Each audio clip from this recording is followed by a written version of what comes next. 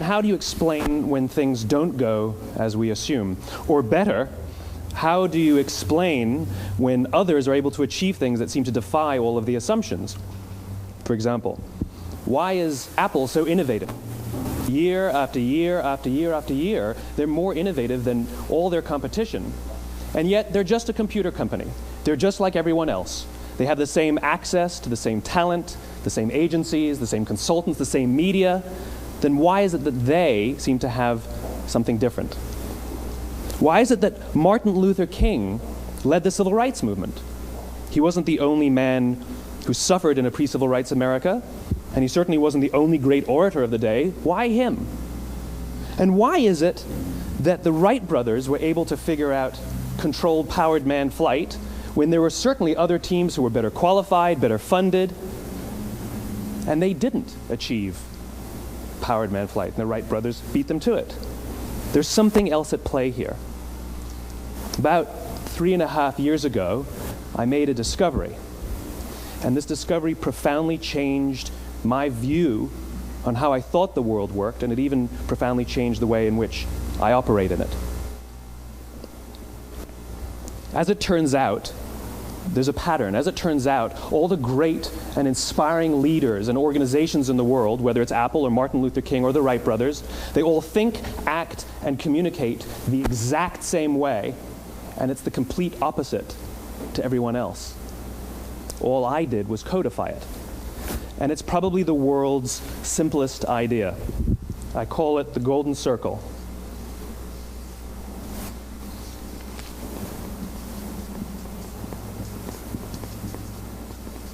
Why, how, what?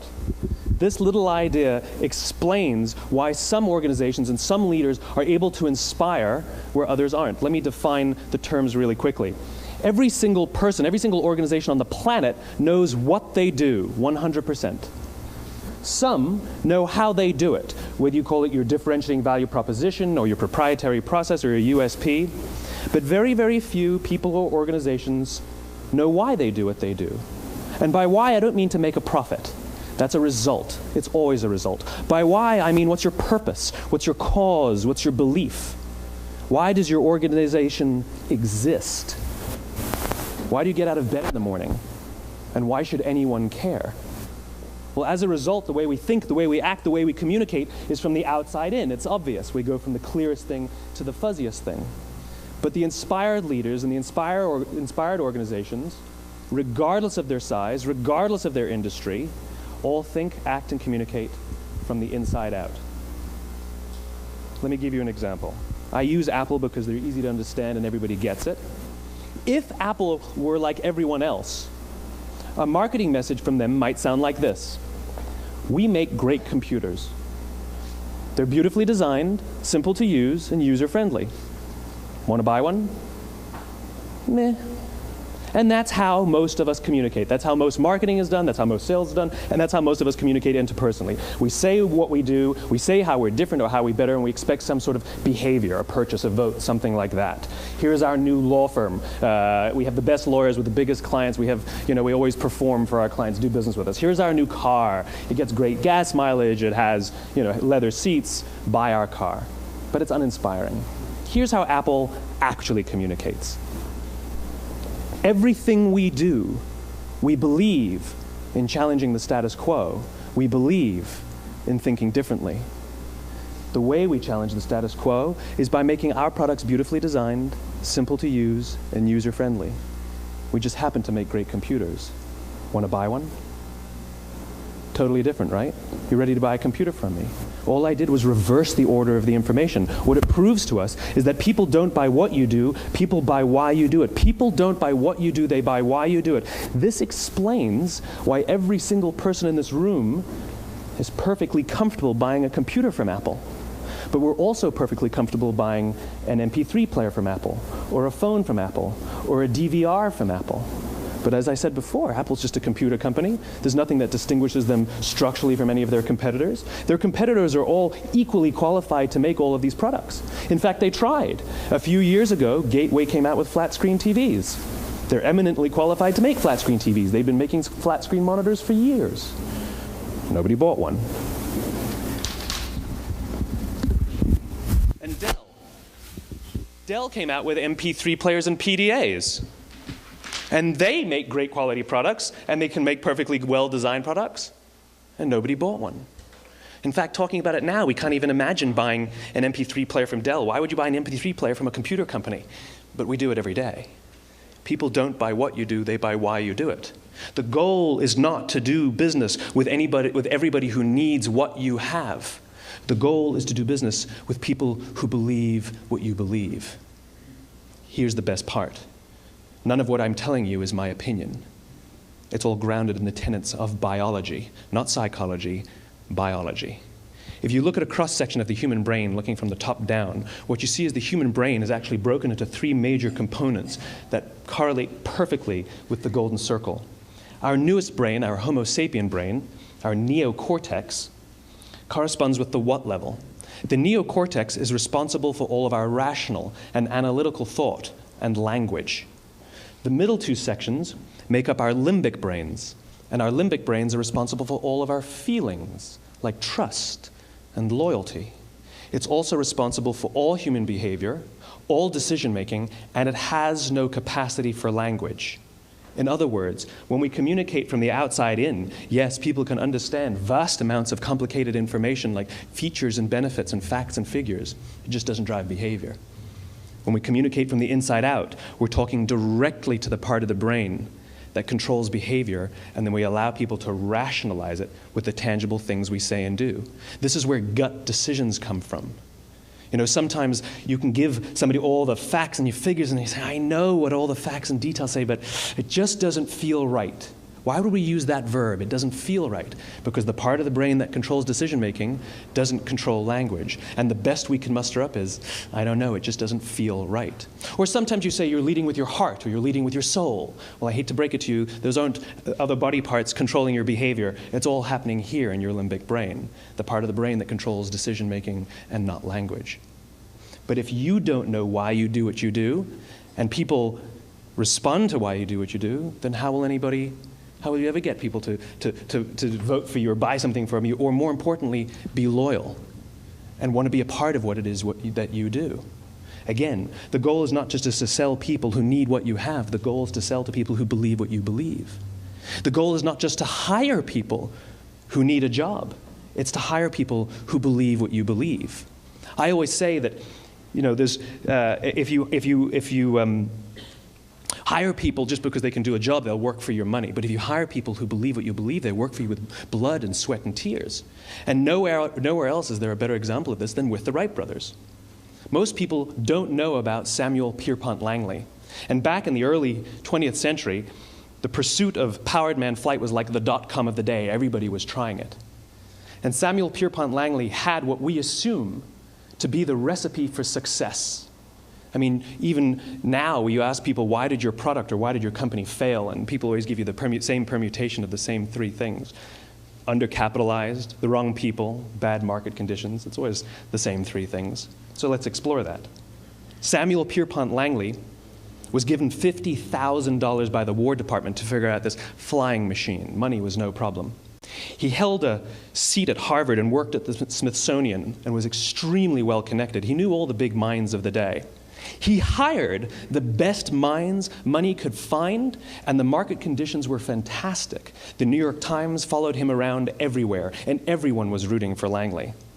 And how come we've never heard of Samuel Pierpont Langley? A few hundred miles away in Dayton, Ohio, Orville and Wilbur Wright. They had none of what we consider to be the recipe for success. They had no money. They paid for their dream with the proceeds from their bicycle shop. Not a single person on the Wright brothers' team had a college education, not even Orville or Wilbur. And the New York Times followed them around nowhere. The difference was Orville and Wilbur were driven by a cause, by a purpose, by a belief. They believed that if they could figure out this flying machine, it'll change the course of the world. Samuel Pierpont Langley was different. He wanted to be rich, and he wanted to be famous. He was in pursuit of the result. He was in pursuit of the riches. And lo and behold, look what happened. The people who believed in the Wright brothers' dream worked with them with blood and sweat and tears. The others just worked for the paycheck. And they tell stories of how every time the Wright brothers went out, they would have to take 5 sets of parts because that's how many times they would crash before they came in for supper. And eventually, on December 17th, 1903, the Wright brothers took flight. And no one was there to even experience it. We found out about it a few days later. And further proof that Langley was motivated by the wrong thing, the day the Wright brothers took flight, he quit. He could have said, "That's an amazing discovery, guys. Now we'll improve upon your technology." But he didn't. He wasn't first. He didn't get rich. He didn't get famous. So he quit. People don't buy what you do, they buy why you do it. And if you talk about what you believe, you will attract those who believe what you believe. Well, why is it important to attract those who believe what you believe? Something called the law of diffusion of innovation. And if you don't know the law, you definitely know the terminology. The first 2.5% of our population are our innovators. The next 13.5% of our population are our early adopters. The next 34% are your early majority, your late majority, and your laggards. The only reason these people buy touch-tone phones is because you can't buy rotary phones anymore. We all sit at various places at various times on the scale, but what the law of diffusion of innovation tells us is that if you want mass market success or mass market acceptance of an idea, you cannot have it until you achieve this tipping point between 15 and 18% market penetration, and then the system tips. And I love asking businesses, what's your conversion on new business? And they love to tell you, oh, it's about 10%, proudly. Well, you can trip over 10% of the customers. We all have about 10% who just get it. That's how we describe them, right? That's like that gut feeling, oh, they just get it. The problem is, how do you find the ones that just get it before you're doing business with them versus the ones who don't get it?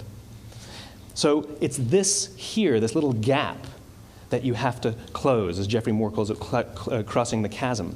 Because you see, the early majority will not try something until someone else has tried it first. And these guys, the innovators and the early adopters, they're comfortable making those gut decisions. They're more comfortable making those intuitive decisions that are driven by what they believe about the world and not just what product is available. These are the people who stood online for 6 hours to buy an iPhone when they first came out, when you could have just walked into the store the next week and bought one off the shelf. These are the people who spent $40,000 on flat-screen TVs when they first came out, even though the technology was substandard. And by the way, they didn't do it because the technology was so great. They did it for themselves. It's because they wanted to be first. People don't buy what you do, they buy why you do it. And what you do simply proves what you believe.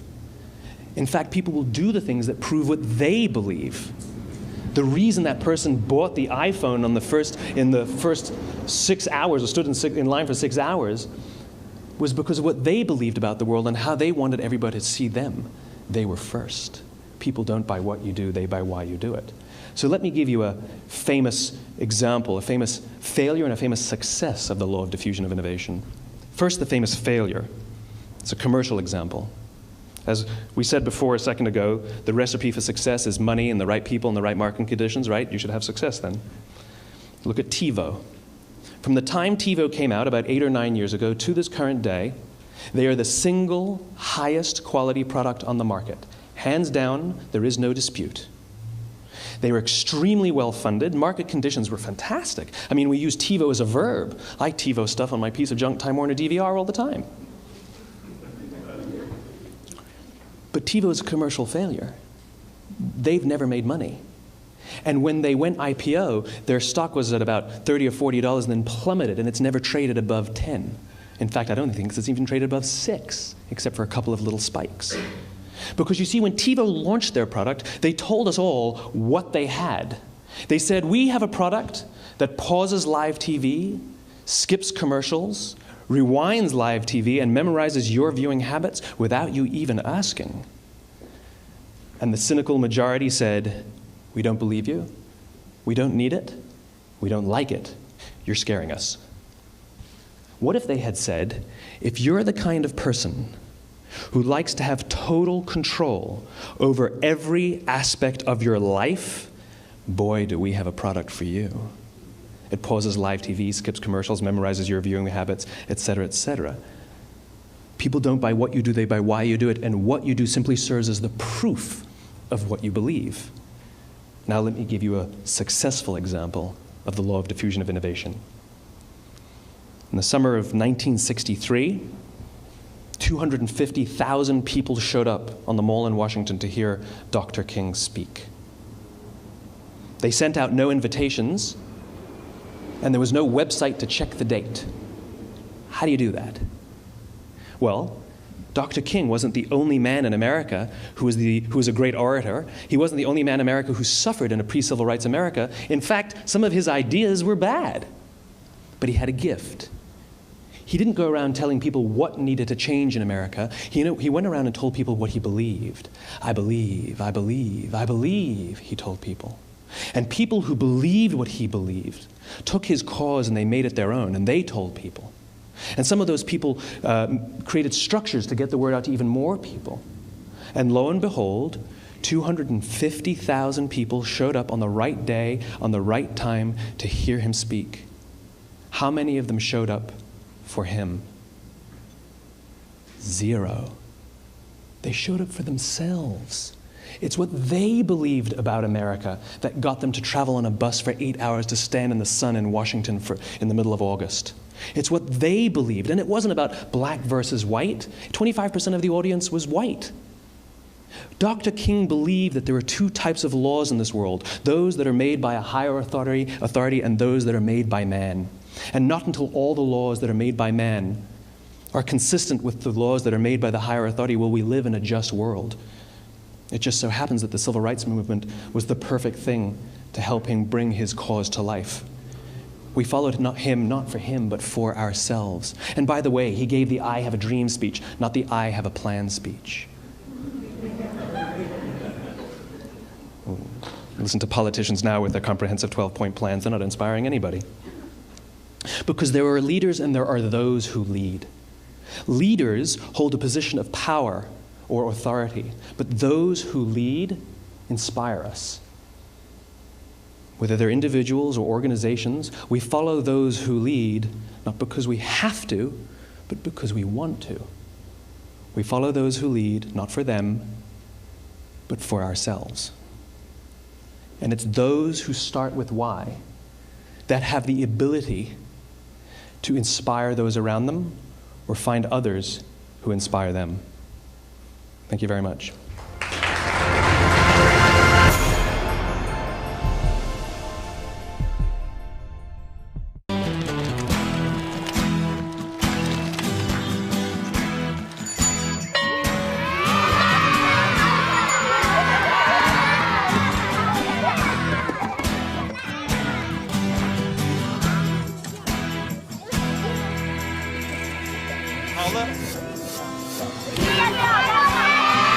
Sharing. That's video on the Human Network. Siska, welcome to the Human Network.